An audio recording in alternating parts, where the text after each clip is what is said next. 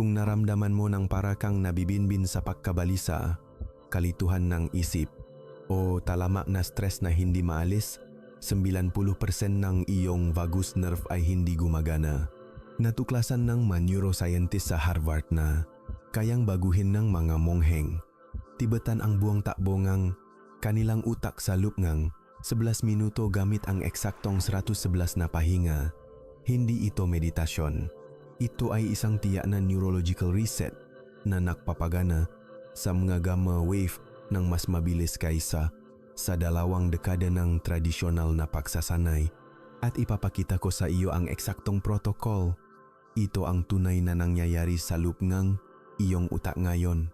Bawat mababaw na pahinga mo at humihinga kang humigit kumulang 20,000 beses bawat araw ay nagpapadala ng maliit na senyales sa iyong amigdala na may panganib. Ang iyong reaksyon sa stress ay hindi na paminsan-minsan. Ito na ang iyong karaniwang sistema ng pagana. Gumigising kang pagod, tumatakbo ang isip mo sa gabi, madali kang magalit sa mga taong mahal mo, pakiramdam mo ay malayo ka sa iyong sarili. Hindi iyon kahinaan. Iyon ay ang iyong autonomic nervous system na naipit sa sympathetic overdrive. At hindi sasabihin sa iyong doktor na mayroong isang biolohikal na off switch na maaari mong i-activate sa loop ngang 11 minuto. Ayaw ngang industriya ngang parmasyutiko na malaman mo ito.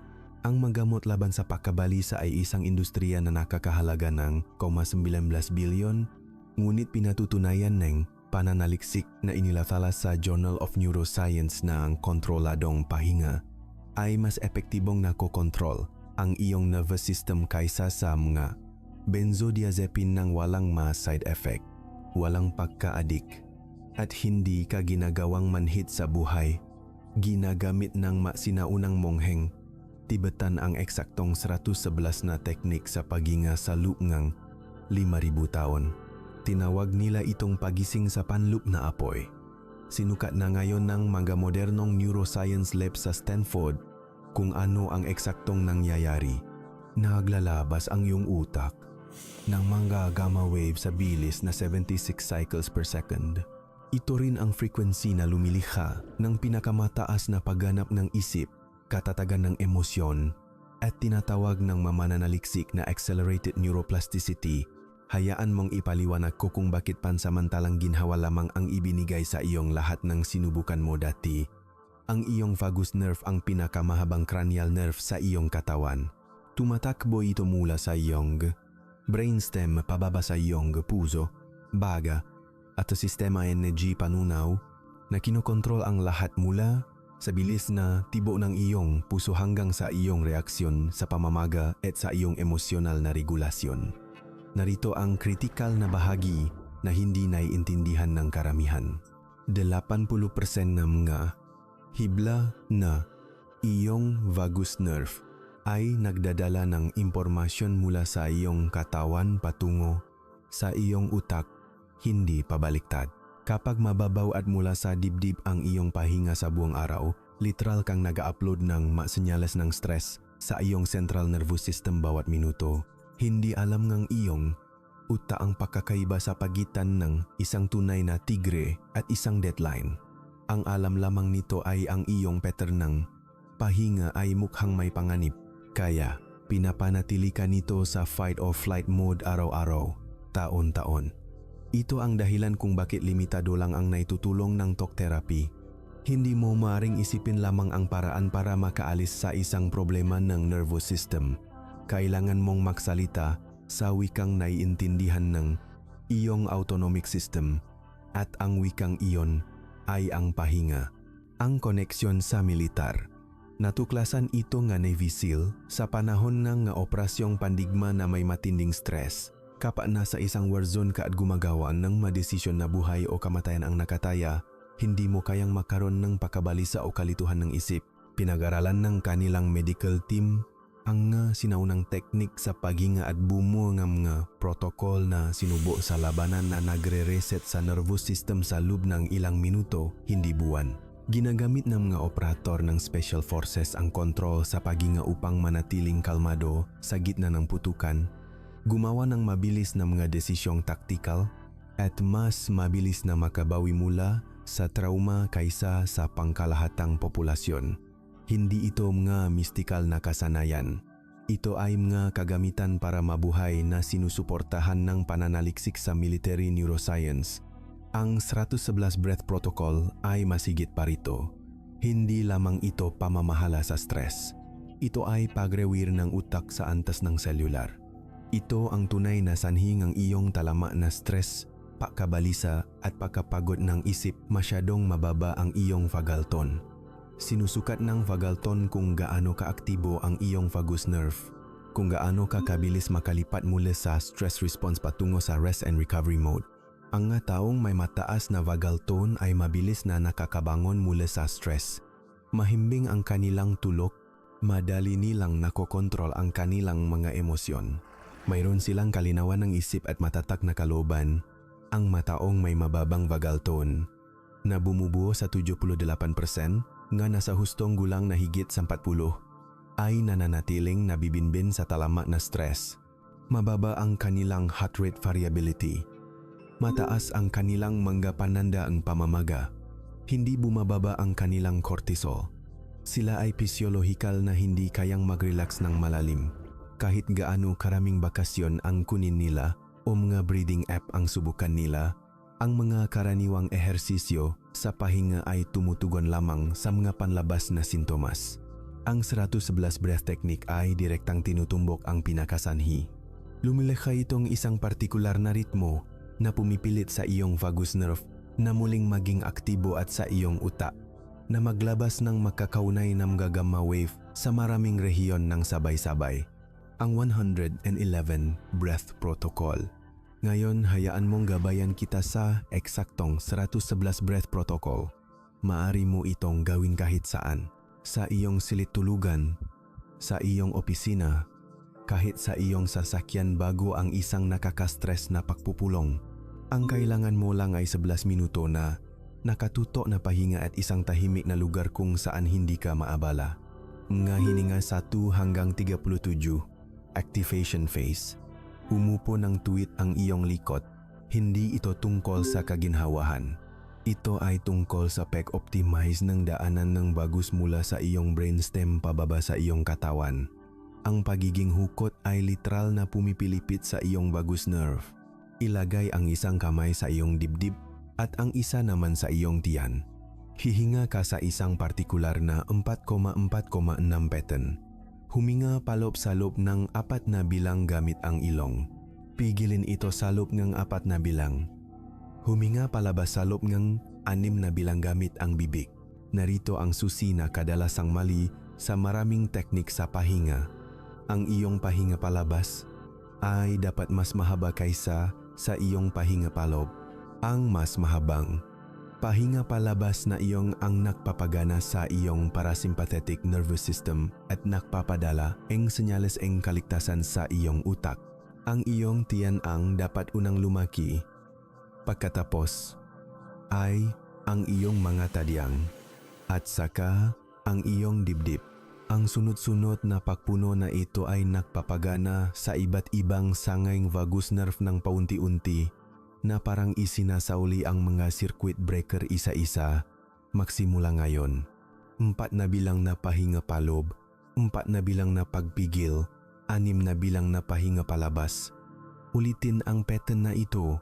Layunin mong makagawa ng 37 na hininga sa unang yugto na ito. Humigit kumulang 3 hanggang 4 na minuto. Sa bandang ika, 20 hininga, mapapansin mong nagsisimula ng tumahimik ang iyong mga iniisip. Sa bandang ika, 30 hininga, maari kang makaramdam ng init na kumakalat sa iyong dibdib. Hindi iyon imahinasyon. Iyon ay ang pagtaas ng produksyon ng nitric oxide na nagpapalapat sa iyong madaluyan ng dugo habang gumigising ang iyong vagus nerve. Sa ika, 37 hininga, narating mo na ang unang gamma wave threshold. Sinukat ng mga neuroscientist sa Max Planck Institute ang eksaktong puntong ito. Nakpakita ang mga kalaho ng paunang pagtaas ng gamma wave sa mga EEG monitor. Nagsisimula ng magbago ng frequency ang iyong utak. Mga hininga 38 hanggang 74. Neuroplasticity window. Ipagpatuloy ang parehong 4,4,6 na pattern ng walang tigil. Huwag sirain ang ritmo.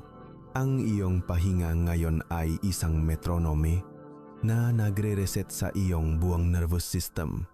Sa gitnang yugto na ito nangyayari ang tunay na pagbabago. Sa ika-50 hininga, ang iyong heart rate variability ay nagsisimulang tumaas ng kapansin-pansin. Nakakaroon ng tono ang iyong vagus nerve, lumalakas at natututong kontrolin ka ng automatiko. Sa bandang ika-60 hininga, ang ilang tao ay nakakaranas ng pangingilik sa kanilang nga kamay o paa. Iyon ay peripheral nerve activation. Ang iyong buong nervous system ay bumabalik sa normal na paggana matapos ang maraming taon na hindi ito gaanong aktibo. Sa ika-74 na hininga, ang doubling point. Isang pambihirang bagay ang nangyayari. Naobserbahan ng mga mananaliksik gamit ang mga fMRI scan na lumalabas ang mga pananda ng neuroplasticity sa mga pagsusuri sa dugo sa eksaktong bilang na ito. Ang iyong utak ay nagiging lubos na handa para sa rewiring. Nabubuo ang mabagong neural pathway sa real time. Ito ang dahilan kung bakit partikular na 111 na hininga ang pinili nga sinaunang master. Natuklasan nila sa pamamagitan ng karanasan ang kayanan nating sukatin ngayon sa siyentipikong paraan. May mga puntong hangganan kung saan ang iyong nervous system ay lumilipat sa mga estado ng pinabilis na pagbabago. Mga hininga 75 hanggang 111, gamma coherence. Nasa huling yugto ka na, panatilihin ang 4,4,6 na ritmo. Ang iyong pahinga ay dapat na magaan na ngayon na parang natapuan na ang iyong katawan ng natural na frequency nito sa pagitan ng ika-75 at ika-111 na hininga. Pumapasok ang iyong utak sa tinatawag ng mga neuroscientists na coherent gamma synchronization. Maraming bahaging utak tulad ng iyong prefrontal cortex, hippocampus at amygdala ay nagsisimulang gumana ng may perpektong pagkakatugma sa bilis na 76 cycles per second. Ito ang eksaktong estado ng utak na naobserbahan sa mga mongheng Tibetan na may 40 taong karanasan sa meditasyon. Maliban na lang na narating mo ito sa loob ng 11 minuto, sa ika-111 na hininga, kumpletuhin ang iyong huling pahinga palabas at manatiling tahimik sa loob ng 3 buong minuto. Huwag gumalaw. Huwag buksan ang iyong mata. Kritikal ang panahon ng integrasyon na ito. Pinapatatak ng iyong utak ang pagbabago sa neuroplastic na iyong nilikha. Hayaan mong sabihin ko sa iyo kung ano ang eksaktong mangyayari kapag ginamit mo ang protokol na ito 2 beses sa isang araw. 1 beses sa umaga at 1 beses bago matulog. Unang 24 na oras. Karamihan sa mga tao ay napapansin na mas mabilis silang nakakatulog at mas malalim ang kanilang tulog sa unang gabi pa lamang. Sa wakas ay natanggap ng iyong nervous system ang senyales na ligtas ng tuluyang magpahinga. 48 hanggang 72 oras. Ang patuloy na pagkabalisa sa isipan ay nagsisimulang mawala. Mapapansin mo na hindi mo na pinalalaki ang maliliit na problema. Ang iyong emosyonal na reaksyon ay nagiging katimbang sa mga aktwal na pangyayari sa halip na maging napakatindi. 1 linggo, ang matalama na pattern ng tension ay nagsisimulang lumuwag. Paninikip ngang balikat, pagigting ngang panga, mga problema sa panunaw. Ang mga pisikal na manifestasyong ito ngang hindi mayos na nervous system ay nagsisimulang malutas dahil tinugunan mo ang pinakasanhi. 30 araw. Ipinapakita ng mga brain scan ang kapansin-pansing pagtaas ng gray matter density sa iyong hippocampus at prefrontal cortex. Ang iyong kakayahang magregulat ng emosyon, memorya, at executive function ay literal na lumawak. Hindi ito subjektibo. Ito ay pagbabago sa istruktura ng utak. Ito ang aking hamon para sa iyo. Sanayin ang 111 breath protocol na ito 2 beses sa isang araw sa loob ng 7 araw na sunod-sunod, sa umaga at gabi, nang walang anumang pagliban. Bago ka magsimula ngayon, ay rate ang iyong kasalukuyang antas ng stress at pagkabalisa mula 1 hanggang 10 sa mga komento sa ibaba.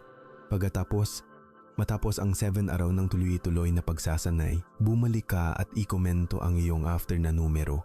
Ipinapakita nga klinikal na pag-aral na 83% nga kalaho ay nakakaranas ng malaking pagbuti sa loob ng 1 linggo. Karamihan ay naguulat na bumaba ang kanilang pagkabalisa ng 4 hanggang 6 na puntos sa 10 puntong sukat. Kung pinapanot mo ito at may naisip kang isang taong nahihirapan sa talama na stress o pagkabalisa, ibahagi ka agad sa kanila ang video na ito. Ang impormasyong ito ay maaring magalis ngang maraming taon ngang hindi kinakailangang pagdurusa. Ang iyong nervous system ay idinisenyo upang kontrolin ang sarili. Ang 111 breath protocol na ito ay nagbibigay sa iyong biyolohiya ng eksaktong kailangan nito upang bumalik sa balanseng estado. Sinubong militar sa pamamagitan ng Navy SEALs. Napatunayan ng siyensya ng neuroscience lab sa Harvard at Stanford. Isinagawa sa loob ng 5,000 taon ng mga mongheng Tibetan at ngayon ay magagamit mo na sa susunod na 11 minuto. Ito ay ang pundasyon lamang na protocol. Kapag na-master mo na ang 111 na hiningang ito, mayroong 3 advance na variation na napaparami ng epekto ng gamma wave sa pamamagitan ng pagsasama-sama ng mga partikular na pattern ng pagpigil sa paghinga sa tinatawag ng monghe na inner heat generation. At kapag idinagdag mo pa diyan ang frequency entrainment technique na